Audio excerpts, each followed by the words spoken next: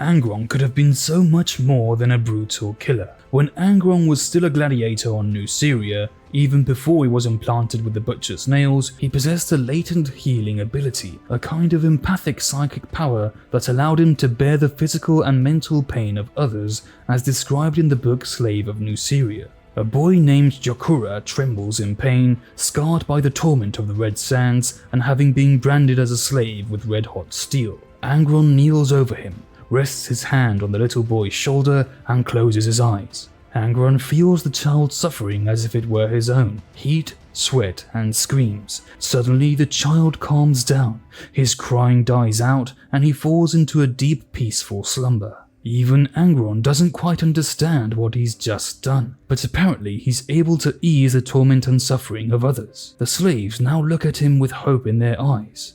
That night they all sleep connected in a chain that ended with Angron, who absorbed lifetimes of suffering and pain of his brothers and sisters. Angron's determination hardened like steel as he wept tears of blood, knowing that soon his vengeance against the slave masters would come and he would strip them of their gilded thrones. This means that Angron would have had a role of healer or support among the Primarchs. That was the Emperor's original intention when creating him. But when he was implanted with the Butcher's Nails that mutilated his brain, Angron lost that ability, reduced to a mindless killer full of rage, which explains why the Emperor considered him a failure.